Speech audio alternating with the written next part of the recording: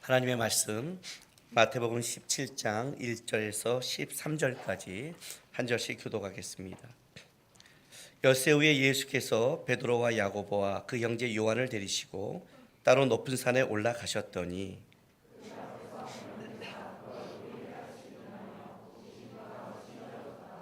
그때 모세와 엘리야가 예수와 더불어 말하는 것이 그들에게 보이거늘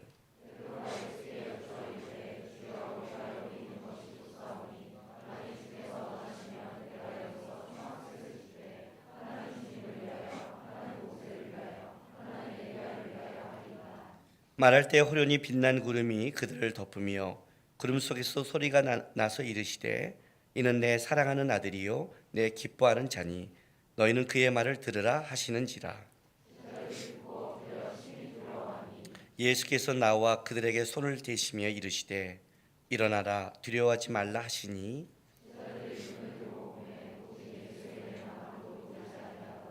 그들이 산에서 내려올 때 예수께서 명하여 이르시되 인자가 죽은 자 가운데서 살아나기 전에는 본 것을 아무에게도 이르지 말라 하시니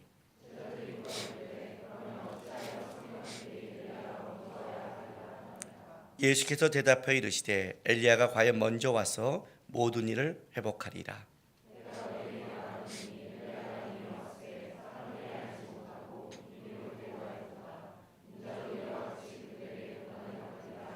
같이 있습니다. 그제서야 제자들이 예수께서 말씀하신 것이 세례 요한인 줄 깨달으니라. 아멘. 일주일 동안 잘 사셨습니까? 잘 사는 게 뭔지를 모르는데, 그죠? 평안하고 좋은 일 생기면 잘 산 거고 힘들고 어려우면 못 산 거잖아요, 우리는요. 다시 물을게요. 일주일 동안 뭘 보고 사셨습니까? 여러분이 살아가는 삶 속에 하나님이 허락하신 묶어놓은 그 삶 속에 여러분이 보고 여러분이 생각하고 살아가는 건 무엇입니까? 왜냐하면 여러분이 본 것, 여러분이 생각한 것, 그게 실제로는 거기서 모든 것이 다 중요하게 판단되기 때문에 그렇습니다. 똑같은 걸 보여준다고 같이 보는 게 아닙니다. 같은 상황을 겪는다고 다 같이 고통스러운 게 아닙니다. 내가 보고 내가 소망하는 것에 거기에 힘듦과 고통이 엮여 있는 겁니다. 같은 어려운 가정을 지내도 이 가정을 벗어나고 싶고 다른 데를 보고 있는 사람은 아마 가정에 들어갈 때마다 그 사람은 고통스러울 겁니다. 왜냐하면 그가 바라보는 것은 가정이 아니라 가정 밖이니까요. 그러나 그 가정이 하나님이 주신 나의 사명지고 내가 쌓아야 될 것이라고 보고 하는 사람은 얘기가 좀 달라질 겁니다. 똑같은 환경, 똑같은 고난이 있는데 자기가 그걸 어떻게 바라보냐에 따라 그것이 하나님이 나에게 주는 사명지가 될 수 있고 내가 평생에 벗어나고 싶은 내가 소망하는 그런 땅이 될 수도 있습니다. 저는 예수를 내가 만나기 전까지 나의 가정과 이 땅은 내가 벗어나야 할 곳이었습니다. 한번 내가 청년들에게 얘기한 건데 나는 만약에 20대 초반에 내가 외국에 하나님을 나가게 했다면 저는 한국에는 절대 안 돌아왔을 겁니다. 내가 외국에 나가고 싶은 거는 이 땅을 떠나고 싶은 밖에 없었습니다. 이 땅을 떠나면 합법적으로 불효자가 되지 않고 떠날 수 있잖아요. 외국에 사니까 못 들어오잖아요. 외국에서 문제 있다고 그러는데 어떻게 할 거예요? 와서 확인 못 하잖아요. 그러잖아요. 내가 이 땅에서 묶여 있는 모든 사람과 단번에 끊을 수 있는 것은 다른 나라 가는 거잖아요. 그럼 이렇게 말해요. 뭐 다른 나라 가면 별 수 있어. 거기도 힘들어. 제일 힘든 게 가족이에요. 뭐 밖에서 힘든 거 여기서 힘든 거 다 똑같죠. 그러나 내가 벗어버리고 싶은 것은 벗어날 수 있잖아요. 그 예수를 믿으니까 어떻게 되는 줄 아세요? 내가 벗어날 곳이 아니라 하나님이 나에게 준 땅이 된 거예요. 벗어나기 위해서 살았는데 그 땅이 변화되기 위해서 기도하는 거예요. 그곳에 은혜가 있기를 기도하는 거예요. 그곳에 안 들어갈 수가 없어요. 왜냐하면 하나님이 나를 먼저 선택하셨고 하나님이 나를 통해 일하실 것을 알기에 벗어날 수가 없어요. 똑같은 장소인데 결국 내가 어디를 보고 어디를 소망하냐에 따라 완전히 달라져요. 여러분은 뭘 보고 살았나요? 여러분이 보는 것을 주님께서 같이 보지 않으면 그게 여러분은 낙담이잖아요. 그죠? 대부분 우리의 가장 힘듦은 내가 보는 곳에 주님이 보지 않는다는 거 아니에요. 누구든지 나를 따르면 자기를 부인하고, 이 말이 왜 싫어요? 왜 싫을까요? 내가 원하는 것, 하나님이 하지 말라는 것, 일단 그게 딱 다가오지 않아요. 그래서 여러분 기도 안 하는 거잖아요. 기도하면 하나님이 어떻게 할 것 같아요? 힘들잖아요. 그죠? 그래서 어려운 거예요. 그래서 만약 여러분이 인생 속에 하나님이 여러분에게 원하는 가장 좋은 걸 보여주면 어떤 일이 벌어질까요? 여러분이 소망하는 가장 좋은 게 보여지면 어떤 일이 벌어질까요? 그러면 행복하게 살까요? 저 하나님 얼굴 한 번만 봤으면 좋겠어요. 꿈에 한 번 보여주면 행복하게 살까요? 하나님 음성 한 번만 들으면 좋겠어요. 그럼 잘 살까요? 제가 왜 이 말하는 줄 아세요? 인류 역사상 하나님을 가장 크게 경험한 사람이 누구냐 뽑는다면 저는 베드로를 말하고 싶어요. 베드로보다 이 땅을 살아가면서 가장 환상적인 걸 본 사람은 없어요. 모세도 안 돼요. 왜요? 베드로는요, 일단 물 위를 걸었어요. 모세는 바다를 걸었고요. 다르죠? 우리도 물 갈라놓고 바닥 거는 걸 수 있잖아요. 모세 쥐와 우리가 무슨 상관이에요? 갈라놨는데 물 위를 걷는 건 얘기가 좀 다르잖아요. 베드로는요, 오늘 본문에 보면 하늘의 음성을 들어요. 더 중요한 거 말까요? 예수님의 신성을 목격해요. 예수님의 십자가와 부활을 바라봐요. 모세가 그렇게 꿈꿨고 모든 선지자가 꿈꿨던 메시아의 대망, 그 메시아를 보기를 소망했던 것을 보지 못했는데 베드로는 그 예수를, 오늘 변화된 신성의 그 원래 자기의 모습을 갖춘 예수의 모습을 목격하고, 지나서는 십자가와 부활을 목격하며 구원의 완성을 바라보며 놀라운 걸 목격해요. 오늘 그 장면이에요. 이 산이 어떤 산인지는 몰라요. 그러나 여기서 예수님께서 변화됐기 때문에 우리는 변화산이라고 그래요. 근데 놀라운 건 뭐냐면, 이 놀라운 이 변화의 이 모습을 예수님이 언제 보여주냐면, 오늘 본문에 이렇게 시작해요. 엿새 후에 예수께서, 이 엿새 후라는 건 어떤 뜻이냐면, 예수님께서 베드로에게 한 말이 있죠. 누구든지 나를 따르려면 자기를 부인하고 자기 십자가를 져라. 자기 목숨을 잃는 자는 찾을 것이요 자기 목숨을 찾는 자는 죽을 것이라는 그 말씀, 그 살벌한 말씀한 이후에 엿새가 지난 다음에 뭘 하냐면 영광스러운, 진짜 놀라운 모습을 보여주는 거예요. 마태는 엿새로 나왔고 누가는 8일쯤이라고 그래요. 그게 상충되지는 않아요. 누가는 아마 예수님이 하신 그 말씀하신 그 날과 변화산에 보여진 그 날을 양쪽에 첨가하는 걸로 보고, 마태는 그걸 빼버리고 엿새가 지난 그것만 딱 잘라서 말할 수 있어요. 그러니까 어쨌든 한 7, 8일 지나간 거죠. 그죠? 7, 8일 시간이 지났어요. 그리고 나서 예수님께서 모든 제자가 아니라 베드로와 야고보와 요한 3명만 데리고 산에 오르셨어요. 그리고 나서 어떤 일을 벌이냐? 변화가 됐는데 보세요. 2절에 그들 앞에 변형됐어. 모양이 바뀌었다는 거예요.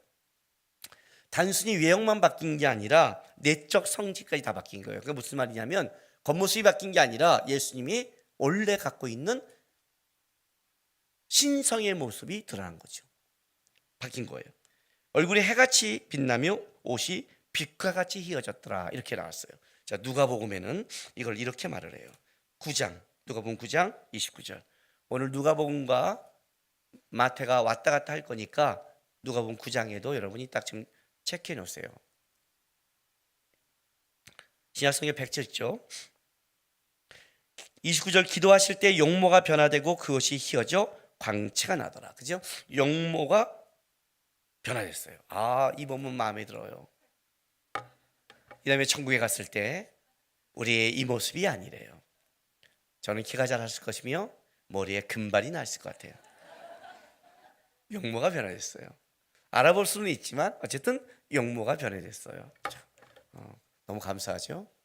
변화되고 그 옷이 뭐예요? 희어져 광채가 나더라. 하나님을 만난 모세가 그의 얼굴이 빛이 광채가 나고 내려왔어요. 그가 광채가 나고 내려왔는데 사람들이 그 모세의 모습을 보며 두려워하니까 모세가 수공으로 얼굴을 가리죠. 그러니까 모세가 받은 광채는 반사광이죠. 반사광이기 때문에 본체가 나는 게 아니기 때문에 어떻게 돼요? 수건을 가렸더니 가려줄 수 있는 거죠. 오늘 성경은 뭐라고 말하냐면 이것은 어떻게 해요? 그 옷이 빛나요. 뚫고 나오는 거예요. 가릴 수 없는 빛. 본체죠. 모세가 하나님을 보고 나떴던 그 빛이 아니라 하나님 자신의 빛이에요. 자신의 빛이에요. 놀라운 영광이죠. 그가 신성의 모습을 변했을 때 그 속에 있는 그 영광과 밝음과 빛이 어떻게 돼요? 그 옷을 뚫고 나오는 거예요. 가릴 수 없는. 놀랍지 않아요? 아마 베드로가 이걸 보고도 휙 돌았을 거예요. 왜냐하면 바로 일주일 전에 어떤 일이 벌였어요. 십자가의 사건을 얘기할 때 베드로가 뭐라고 그래요? 주여 그리마십시오 그랬지요. 저는 끝까지 막을 겁니다 그랬다가 책망 들었잖아요. 얼마나 일주일 동안 베드로의 마음이 불편했을까요? 여러분 사단아 물러가라 그랬잖아요. 오늘 예배 끝나고 내 방에 성도가 찾아왔는데 내가 야 사단아 물러가라 그러면 다음 주일날 여기 올 때까지 시험에 들고 있을 거예요. 아니 그래도 목사님 나한테 그러지 사단 내 평생에 목사님들 사단 소리를 들어? 일기에 적을 거예요. 몇 월 며칠 사단아 목사님이 그랬다. 그죠? 두고두고 나한테 원망할 거예요. 사단아 물러가라 했잖아요. 그 많은 제자들 앞에서. 이게 마음이 없겠냐고요. 근데 예수님이 끌고 간 거예요. 따라 올라갔어요. 기분이 어때요? 사단을 지금 끌고 가는 거잖아요. 그런데 배란간 변형된 거예요. 확 돌려버리죠. 그리고 더 놀라운 것, 그때 누구예요? 모세와 엘리야가 예수와 더불어 말하는 것을 보였어요. 와, 이건 환상이죠. 모세와 엘리야, 만약에 이스라엘 백성 가운데 가장 만나고 싶은 사람을 뽑으라면 그 중에 두 명이 되겠죠. 다윗까지 포함해서 최고의 사람들 아니에요. 모세, 구약에 아브라함으로부터 시작되는 하나님의 약속의 성취를 맨 처음 이룬 인물, 맨 처음 이스라엘 백성들을 출애굽시키고 가면서 적과 꿀이 흐르는 땅으로 인도해 간 하나님의 첫 번째 사람, 구원의 첫 번째 사람. 그를 통해서 모세오경이라는 율법을 하나님이 남겼던 이스라엘의 정신과 신앙의 중심을 기록했던 사람 모세. 엘리야는 선지자의 대표라고 그래요. 왜 엘리야가 선지자의 대표냐면 일단 이사야로부터 시작해서 말라기까지 모든 선지자들의 공통점은 똑같았어요. 그들이 외치는 내용은 그 시대의 죄악에 따라 또 하나님이 주신 그 시대의 이스라엘 백성의 상태에 따라 달랐지만 중심은 같았어요. 그 중심은 항상 뭐였냐면 죄악에서 돌아와라. 그리고 뭐예요? 하나님을 기다려라 였어요. 이사야도 주의 종에 대해서 노래했고 말라기도 맨 끝에 가면 뭐라고 말하냐면 엘리야 같은 자가 오는데 기다려라. 하나님이 살아계신 걸 기다려야 해요. 그러니까 선지자의 말을 들으면 이 시대를 회개하고 돌아와 누굴 기다려야 돼요? 예수를 기다려야 되는 거예요. 그 외침이 똑같았어요. 죄악에서 돌아온 그 죄악과의 싸움, 하나님의 살아계심을 외침을 싸운 가장 처절한 선지자가 누구냐면 그가 엘리야예요. 엘리야는 어떻게 시작하냐면 아합과 이세벨이라는 그 왕조의 시작이에요. 아합은 북이스라엘 역사, 아니 역대 왕 중에 가장 악한 왕 중에 들어가죠. 많은 왕들이 악한 짓을 했지만 아합은 어떤 짓을 하냐면 하나님께서 여리고를 이스라엘 백성을 가나안 땅에 집어넣을 때 여리고를 무너뜨려요. 그리고 이렇게 말해요. 여리고성을 쌓지 말아요. 여리고성은 어떤 의미를 갖고 있냐면 이 땅을 하나님이 주었다는 대표성을 가진 거예요. 너희가 아이상부터 전쟁하고 계속 가서 이 땅을 갔겠지만 이 땅은 너희의 노력으로 갖는 게 아니다. 뭐라고요? 하나님이 주신 땅이다. 그게 무너진 여리고를 보면서 말하는 거예요. 아무 싸움 없이 7일 동안 돌잖아요. 그리고 고함치고 무너진 땅이잖아요.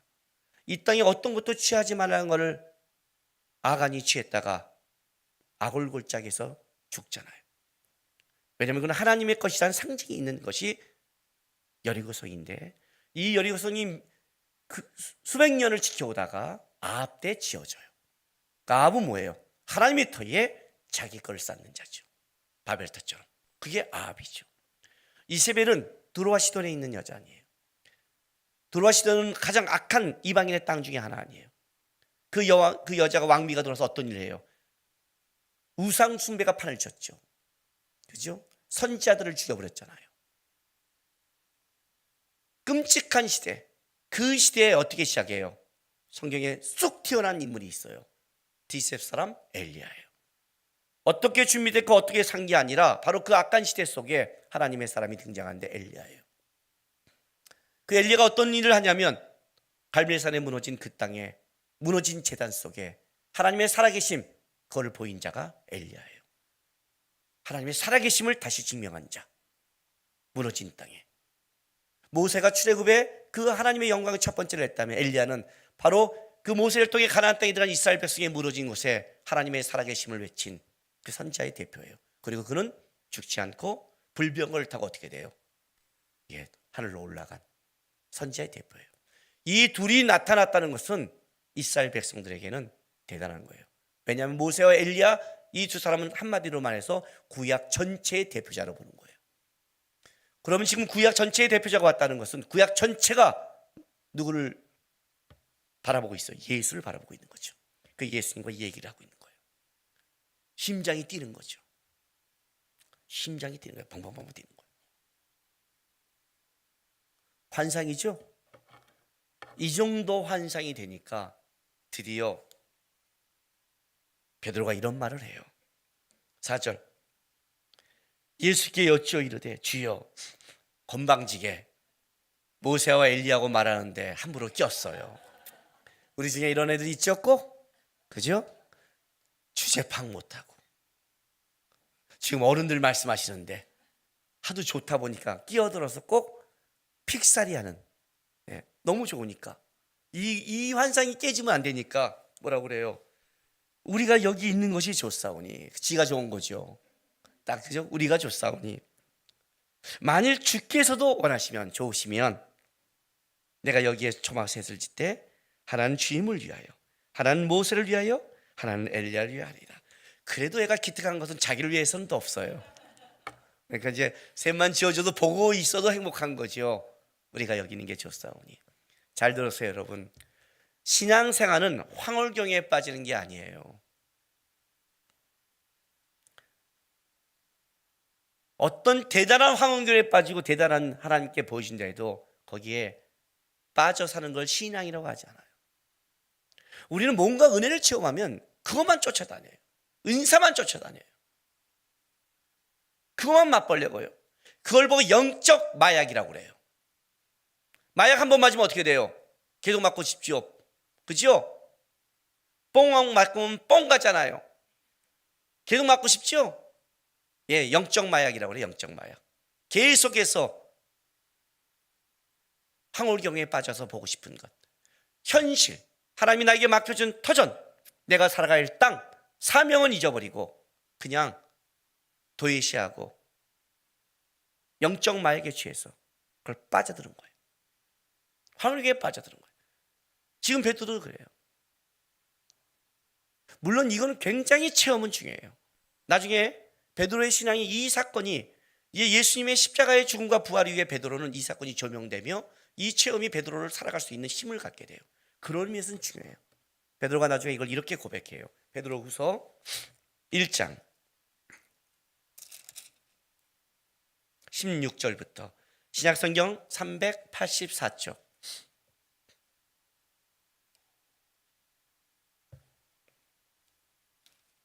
1장 16절. 우리 주 예수 그리스도의 능력과 강림하심을 너희에게 알게 하는 것이 교묘히 만든 이야기를 따른 것이 아니요 우리는 그의 크신 위엄을 친히 본 자라.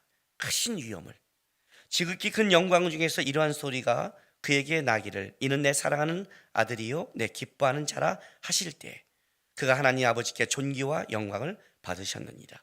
이 소리는 우리가 그와 함께 거룩한 산에 있을 때 하늘로부터 난 것을 들은 것이다. 바로 벼랑산에서 봤던 이 체험을 나중에 베드로가 이렇게 고백을 해요.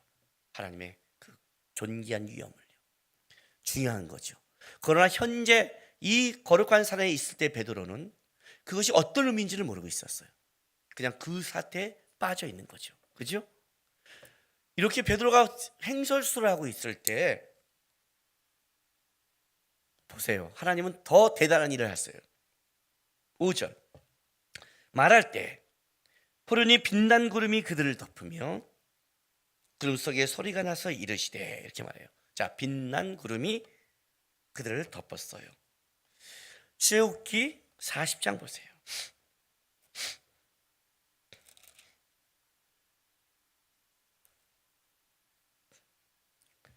출애굽기 40장 34절부터 봐요. 구름이 회막에 덮이고 여호와의 영광이 성막에 충만하매 모세가 회막에 들어갈 수 없었으니 이는 구름이 회막 위에 덮이고 여호와의 영광이 성막에 충만함이었으며. 자, 뭐예요? 성막을 완성한 이후에 구름이 회막에 덮이고 여호와의 영광이 충만했대요. 그리고 나서 구름이 이동할 때 드디어 성막을 걷고 이동하기 시작했어요. 그 구름을 따라가기 시작했죠. 이스라엘 백성 가운데 구름의 임재는 하나님의 임재를 상징해요. 하나님의 임재를. 그런데 더 중요한 게 뭐냐면 이스라엘 백성들을 따라갔던 그 인도했던 구름은 낮에는 구름이며 밤에는 불기둥이라고 그래요. 그럼 우리는 두 가지라고 생각하는데 두 가지가 아니에요.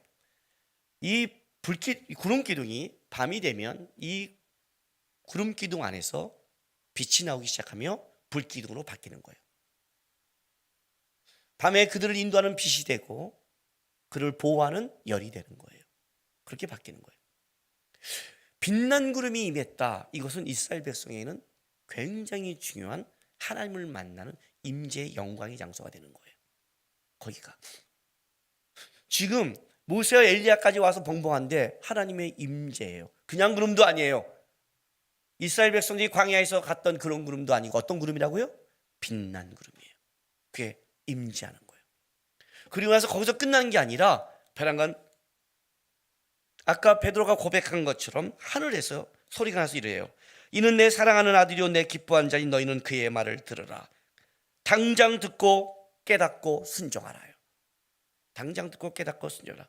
예수의 말에 듣고 곧장 순종하라고 하늘에서 외쳐요. 왜? 그는 내 사랑하는 아들이요 내 기뻐한 자다. 이 음성이 언제 한번 들리냐면 예수님께서 세례 요한한테 세례 받을 때 하늘 문이 열리며 이 소리가 들렸어요. 그때도 그가 신성이신 모습을 벗어버리고 하나님께 순종함으로 우리를 대표해서 세례 받을 때 그때도 하나님이 기뻐해서 이 말을 해요. 소리가 들렸어요. 여러분, 하나님의 소리를 듣는다는 건 대단한 거죠. 그죠? 직접. 구약에 어떤 때 이 일이 벌어지냐면 출애굽기 20장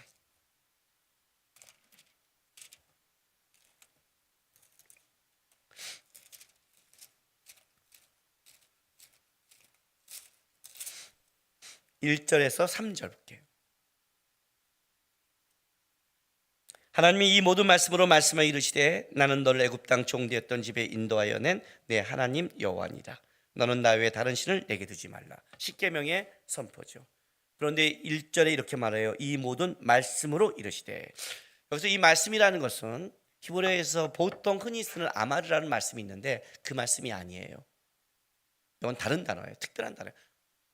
이 아마르라는 이 말씀은 이런 거예요. 하나님의 말이 저 땅에 뜻이 들어가면 되는 거예요. 예를 들어서 옛날 우리 영화 보면 왕이 자기의 뜻을 전하기 위해 편지를 써서 임봉하죠. 도장식을 임봉해서 보내죠. 그것도 하나님의 뜻이, 왕의 뜻이 전달된 거예요. 편지나 다른 사람을 통해서나 말이나 소리나 여러 가지 방편으로 전달하는 것을 바로 아마르란 그 단어가 사용해요. 이 단어는 다른 단어예요. 이 단어는 특별한 하나를 딱 지적해요. 소리를 통해서만 전달하는 거예요. 그래서 이 단어는 이스라엘 백성에게 하나님이 이방민 전체에게 십계명은 소리를 통해서 말씀하신 거예요. 나 위에 다른 신을 두지 마라. 근데 하나님이 그냥 말하는 소리만 들린 게 아니라 출애굽기를 보면 하나님이 말할 때 어떤 입을 오지면 난리가 나요. 20장 18절 보세요. 여러분 만약 지금 내가 설교할 때 이런 일이 벌어지면 설교를 듣겠어요, 안 듣겠어요? 한번 생각해 보세요. 우레와 왕왕 하는 거예요. 막 번개와 팍 불이 전쟁이고 나팔 소리가 막 빠바밤 소리 나고 산의 연기 막 여기서 그냥 샥, 그죠? 난리가 난 거죠. 하나님 말씀할 때마다 막 시내산이 흔들리고 연기 막 나고 번개 때리고 와장창창하고 하나님의 그 위험 속에 그러니까 말이 들릴 때마다 이거는요 덜덜덜덜 떠는 거예요. 그러면 어떻게 돼요? 야, 못 듣겠습니다. 이렇게 된 거예요. 모세가 보고 당신이 올라가서 나머지는 듣게 해주세요. 그래서 올라가서 사회법, 안식법을 그 다음에 모세가 갖고 와서 선포하는 거예요. 그러나 이 시기면 얼마나 중요했으면 하나님 전체에게 이야기했을까요? 하나님의 소리가 들린 것. 이스라엘 백성들에게 가장 큰 소망이 뭐냐고 한다면 하나님의 임재의 경험과 그의 뜻이겠죠. 그것도 직접적인 것. 우리에게도 마찬가지 아니에요? 우리 인생 살아갈 때 너의 소망이 뭐냐면 하나님이 내 삶 속에 진짜 놀랍게 임재할 때, 그리고 하나님의 뜻이 나에게 분명히 들려질 때, 그게 얼마나 그 사람이 축복받은 사람이겠어요. 그죠? 이걸 경험하는 거예요. 그건 이 소리까지 들리니까 베드로도 너무나 무서운 거예요. 이게 어떤 일이 벌어져요. 6절에 제자들이 듣고 엎드려 심히 두려워하니, 떨고 있는 거예요. 예수께서 나와 그에게 손을 내시며 이르시되 일어나라, 두려워하지 말라. 예수님이 위로해 준 거예요. 그의 말을 들으라 했으니 첫 번째 명령이겠죠. 두려워하지 말고 일어나라. 은혜를 입었다 하고 일어나서 딱 봤더니 오직 예수의 아무것도 보이지 않아요. 다 사라졌어요. 아, 이런 허무함 싹 사라졌어요. 방금 전에 무슨 말 했어요? 우리는 여기 있는 게 좋사오니 주님도 원하시면 내가 지켰습니다 했다가 베란가 그때 말할 때 막 빛난 구름이 임하면서 막 이는 내 사랑하는 아들 막 기뻐 놀래가지고 고개 팍 숙여서 뭔 말이라고 떴더니 다 사라지고 지을 집이, 그죠? 멈춰버린 거예요. 그리고 나서 이제 나오면서 이들에게 혼란이 온 거예요. 하나님을 만났는데 자기네가 알기로는 말라기에 예수님이 오실 때 분명히 엘리야가 먼저 온다고 그랬는데 엘리야는 안 왔는데 어떻게 예수님은 오셨습니까? 왜냐하면 그 유대인이 갖고 있는 잘못된 시식은 엘리야가 직접 오리라고 생각한 거예요. 그래서 뒷부분에 설명해 주는 거예요. 엘리야가 왔다. 안 온 게 아니다. 너희가 임의대로 니네가 즐겨하고 니네가 생각하고 니네가 바라본 대로 니네 뜻대로 봤기 때문에 못 알아본 거다라고 했더니 그때서야 엘리야가 세례요한을 깨닫고 이분이 예수 메시아인 것을 정확하게 알기 시작한 거예요. 문제는 이거죠. 예수님은 왜 바로 십자가의 죽음과 부활, 베드로가 그걸 막을 때 네가 하나님의 일을 생각지 않고 사람의 일을 생각한다, 사단아 물러가라고 책망하고 누구든지 나를 따르려면 자기를 부인하고 자기 십자가를 지라고 이 말씀을 한 이후에 왜 이 영광스러운 인류 역사상 이 땅에서 하나님의 신성을 볼 수 있는 이 영광스러운 것을 그들에게 보였을까요? 사단아 물러가라 한 그들에게 이 변화선의 모습을 뭐 때문에 보였을까요? 의도가 있을 거 아니에요. 하나님의 초자연적 역사와 하나님의 일이 그냥 쇼를 한 게 아니잖아요. 의도가 있잖아요.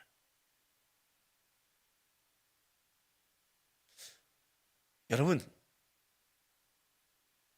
하나님이 이걸 보여주는 의도를 뭘로 찾아야 되냐면 엘리야와 모세가 하나님과 대화한 내용에서 찾아야 돼요.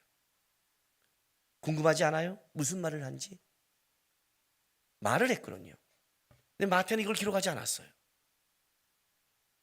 누가가 친절하게 기록해 줬어요. 자, 누가복음 9장 30절, 31절. 문득 두 사람이 예수와 함께 말하니 이는 모세와 엘리야니라. 영광 중에 나타나서 장차 예수께서 예루살렘에 별세하실 것을 말했어요. 자, 뭘 얘기한다고요? 별세에 대해서 얘기한 거예요. 여기 31절, 영광 중에 나타나 장차 예수께서 예루살렘에서 별세하실 걸 말할 때, 요 문장에 중요한 세 가지 포인트가 있어요. 첫 번째는 장차 하실이에요. 이 장차 하시란 이 단어는 어떤 단어냐면 임박한 미래에 어떠한 일이 확실하게 일어날 것이라는 뜻이에요. 그러니까 다른 말로 할게요. 장차, 그러니까 앞으로 언제 뭘지 일어날, 그게 아니라 임박한 미래에 확실한 일이 일어날 거다. 그게 첫 번째예요. 그 다음에 두 번째는 이 거슬이에요. 거슬. 하실 거슬. 이 거슬이란 단어는 무엇을 채우다라는 의미예요. 성경은 모두 이걸 어떻게 의역했냐면 성취하다라고 의역했어요. 이런 단어가 되는 거예요. 가까운 시일 내에 하나님은 예수님의 별세를 성취할 것을 작정했다는 뜻이에요. 아셨죠? 이 두 단어 작정하시고 가까운 시일 내에 성취할 것이다. 자, 그럼 이제 마지막 단어가 별세라는 단어예요. 별세, 그러니까 우리는 어떻게 보면 죽음이잖아요. 그러니까 십자가의 죽음이라고 생각하는데, 이 별세라는 이 헬라어들은 엑소돈이에요. 원형이 엑소더스예요. 들어보지 않았나요? 제가 지금 기다리고 있는 차예요. 제네시스가 나왔잖아요. 그 다음에 엑소더스 차가 나와야죠. 그러잖아요. 전 창세기를 다 책을 썼기 때문에 제네시스를 탈 자격이 있고, 이제 곧 출애굽기를 쓸 거니까 엑소더스란 좀 RV 차가 나오면 좋을 것 같아요. 좀 엑소더스는 이거보다 RV에 어울릴 것 같아요. 출애굽이니까 바퀴 딱 달려갖고 그냥, 그죠? 엑소더스예요. 출애굽이에요. 그럼 이 단어는, 이 문장은 이렇게 되는 거예요. 모세와 엘리야가 나타나서 가까운 시일에 출애굽을 하기로 작정했다. 성취하기로 작정했다는 뜻이 돼요. 모세가 한 출애굽은 모형에 불과했어요. 모세가 한 출애굽은 불완전했어요. 모세가, 우리가 성경 보면 그러잖아요. 모세가 출애굽시켜서 광야 갔다가 가나안 땅에 들어갔는데 뭐예요? 결국 가나안 땅이 어떻게 됐어요? 이스라엘 타락했잖아요. 그렇죠? 모세의 한 출애굽은 진정한 출애굽이 아니죠. 그 출애굽의 완성이 누가 하는 거예요? 그게 예수가 하는 거예요. 죄로 물드는, 구약 내내 죄로 물든 인류의 역사, 이 죄의 역사를 꺾기 위해 아브라함을 보내서 하나님이 그 일하심의 역사를 시작했잖아요. 그 첫 번째 그 일하심의 놀라운 성취를 누가 하냐면 모세가 해요. 그럼 모세는 모형이에요. 모세가 나타난 거예요. 그로 시작했던 진정한 하나님이 하실 출애굽의 완성을 누가 한다고요? 이제 가까운 시일에 성취하실 것입니다. 엘리야는 누구예요? 이스라엘 백성은 가나안 땅에 들어왔더니 그 가나안 땅에서 하나님의 나라가 서지 못했잖아요. 죄악으로 무너졌잖아요. 그들은 다 우상 숭배했고 세상을 따라갔잖아요. 엘리야가 외치는 거예요. 하나님은 살아계시다. 하나님은 무너진 제단을 세울 것이다. 하나님은 우리를 끌어가신다. 불병을 타고 올라가는 걸 보여줬어요. 무너진 제단을 세우는 걸 보여줬어요. 누가 다시 성취한다고요? 예수가 성취하는 거예요. 구약 전체의 역사를 예수가 출애굽시키는 거예요. 이 출애굽이라는 단어는 애굽에서 나왔다 이렇게만 사용하면 안 돼요. 베드로후서, 아까 우리 그 본문 다시 한번 갈게요. 1장 12절에서 15절까지 볼게요.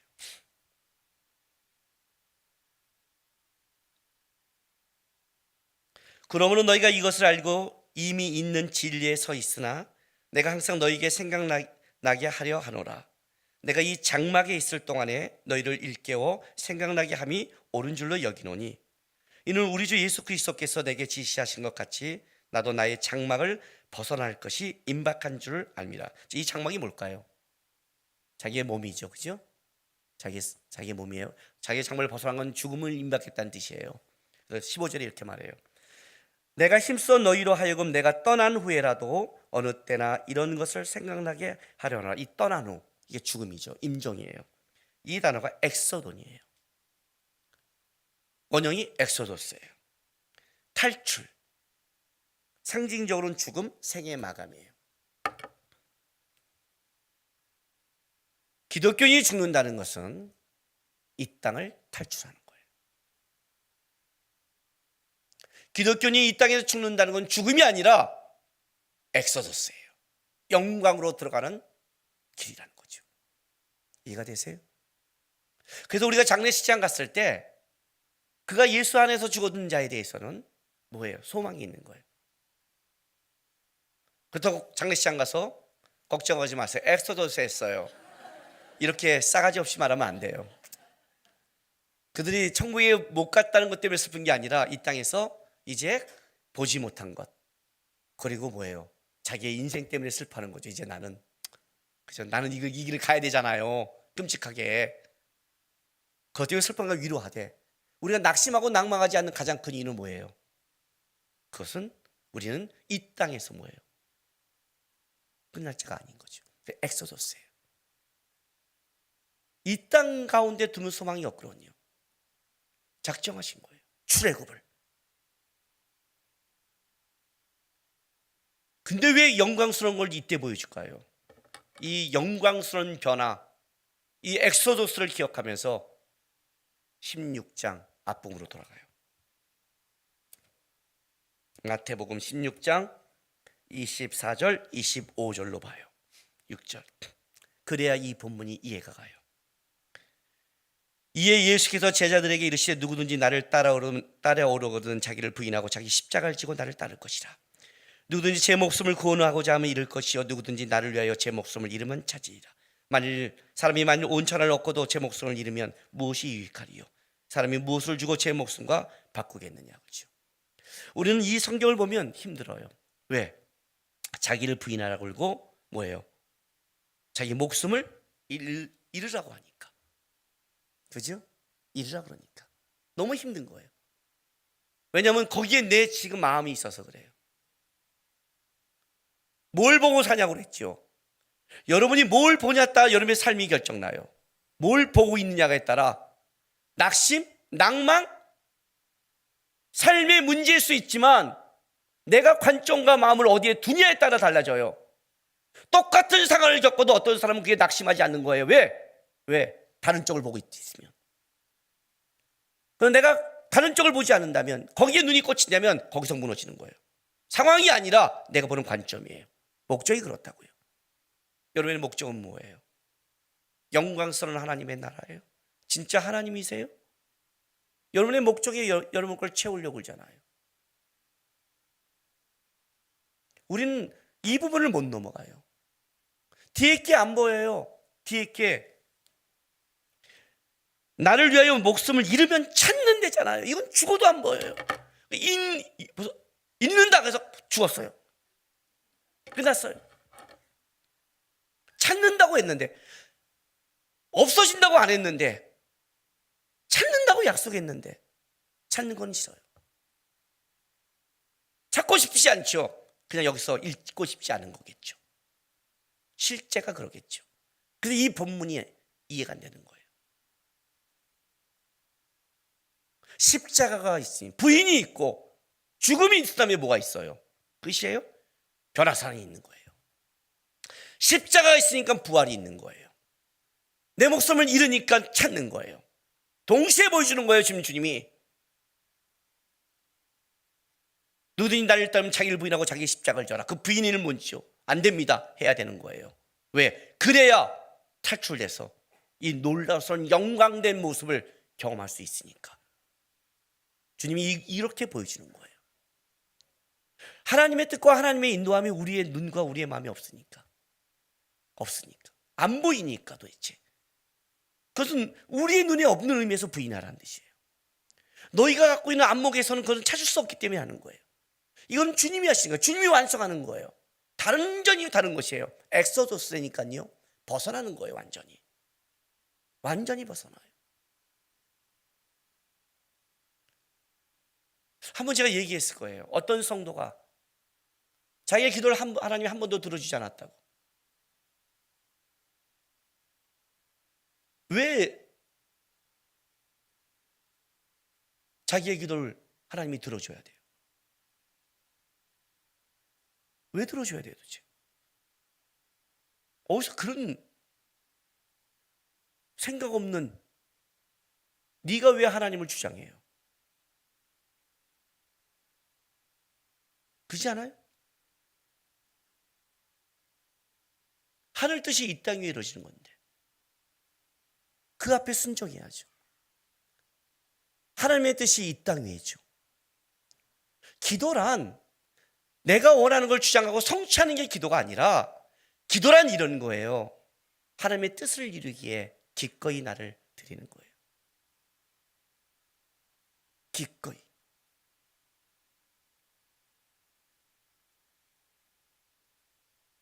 우리는 그래서 십자가를 대해서 오해하고 있어요. 죽음이 아니라 찾는 건데,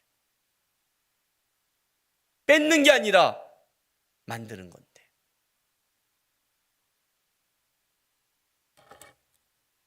그걸 누가 만든 줄 알아요? 17장 8절 보세요. 제자의 눈을 들어보매 누구? 오직 예수 외에는 아무것도 보이지 아니하더라. 예, 이게 신앙이에요. 오직 예수만. 무슨 말인지 아세요? 앞에 일어나는 건 다 허상이에요. 영광된 변화된 모습, 하늘의 음성, 빛난 구름, 놀라운 역사, 예수가 빠지면 다 무너지는 거예요. 예수가 거기 자리에 있었기 때문에 바로 거기가 거룩한 땅이 되는 것이고, 모세와 엘리야가 오는 것이고, 빛난 구름이 나타나는 것이고, 하나님의 소리가 임하는 거예요. 예수가 거기 있기 때문에. 예수가 빠지면 다 허상인 거예요. 정확하게 보이는 거예요. 오직 예수만 보이는 거예요. 예수 안에 영광과 생명과 모든 게 다 되는 거예요. 수없이 가르치죠. 집에 가서 아내 보지 말라고요. 어떻게 보라고요? 하나님 보고 아내 보라고요. 남편 보지 말라고요. 하나님 보고 남편 보라고요. 우리 집안 환경 그냥 보지 말라고요. 어떻게 봐요? 하나님 바라보고 환경 보라고요. 다르라고요.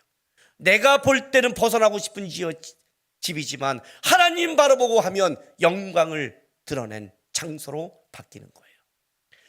예수가 붙으면 그 안에 뭐예요? 탈출이 시작되는 거예요. 역사가 시작되는 거예요. 그래서 예수만 딱 보여주는 거예요. 오직 예수만. 우리 신앙에 예수가 안 보이는 거예요. 예수가. 너무 다른 게 많이 보이는 거예요. 너무 다른 게. 그게 우리 신앙을 다 문제를 삼는 거예요. 환상을 보면 환상을 쫓아가요. 예수인데 뭘 보고 있냐가 이렇게 중요해요. 여러분 뭘 보고 계세요? 나중에 베드로가 깨닫는 거예요. 그의 하나님의 위엄을 받다는 것을. 그 현상을 볼 때는 여기가 조상이었던 베드로가 나중에 바뀌는 거예요.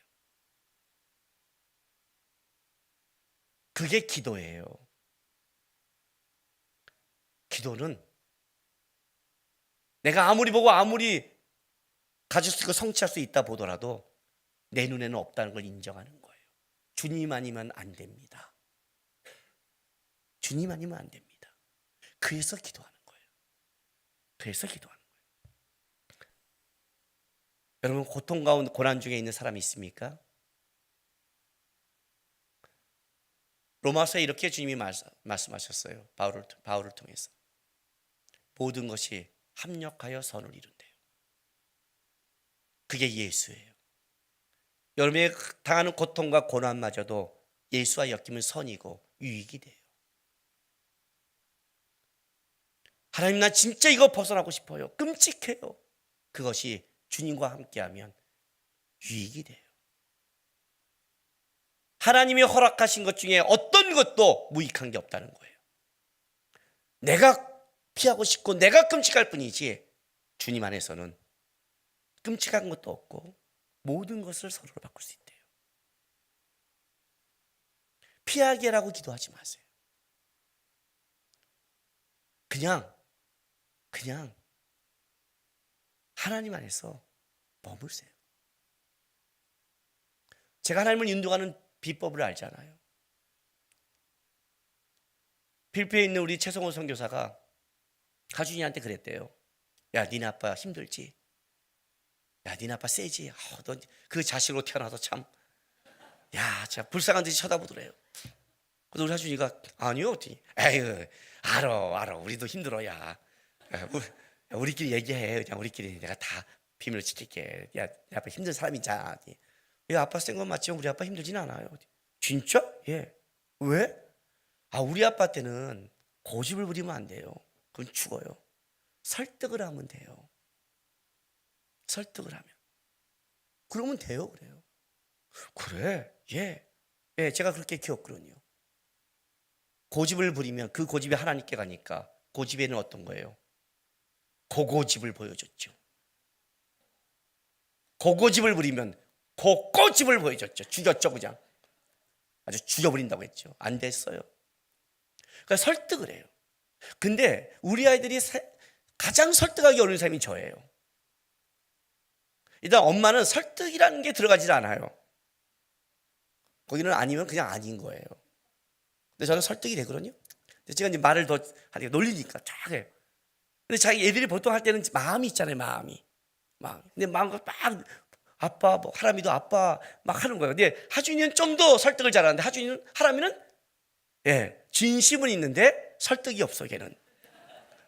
막 얘기를 하는 거예요. 막 얘기를 하다가 안 돼, 그랬더니 딱 막혔어요. 끝났죠. 근데 이렇게 말을 하는 거예요. 아빠, 아들이 갖고 싶어요. 와, 이게 설득이 되는 거예요. 옳다 그르다가 아니라 아들이 갖고 싶대잖아요. 이해가 돼요? 제가 그때 기도를 배웠어요. 이렇게 하나님께 하는구나. 하나님께 막 기도하다가 하나님 하면, 하나님 압니다. 제가 고집 부린 거 압니다. 자녀가 한 번만 갖고 싶은데요. 이렇게 기도하면 되는구나. 이렇게 하면 되는구나. 주님 은혜 아니고 주님 결정 아니면 제가 안 되기에 주님 너무 힘들었어. 이게 신앙생활이에요. 오직 예수를 붙잡는 게 신앙생활이라고요. 그렇게 가세요.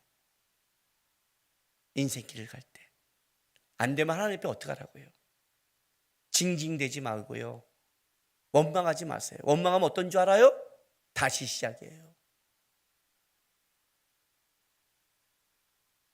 불 가운데 넣고 물 가운데 넣어요. 불 가운데 넣어서 뺐더니 안 만들어졌어요. 어떻게 한다고요? 다시 넣는다고요. 원망하면 어떻게 돼요? 하나님이 다시 시작하자.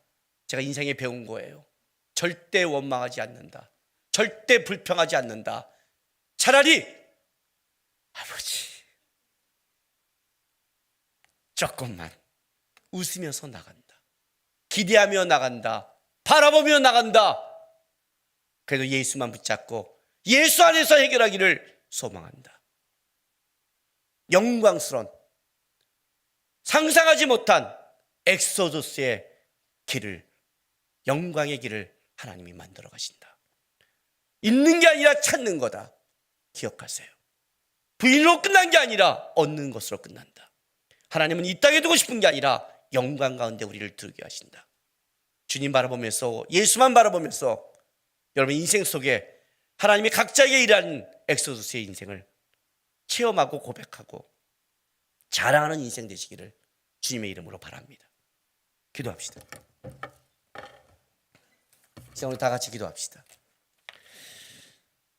우리 아까 찬양 가운데 이런 고백을 했습니다.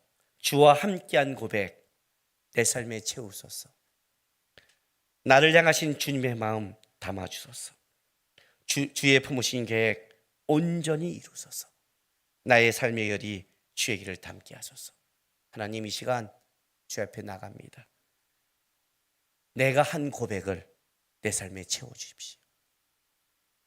내가 주 앞에 한 고백들이 주의 마음을 좀 담아주소서. 내 뜻이 아니라 하나님의 뜻을 이루는 신앙생에 도와주십시오.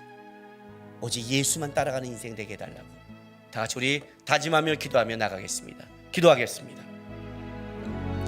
거룩하신 아버지 하나님, 감사합니다.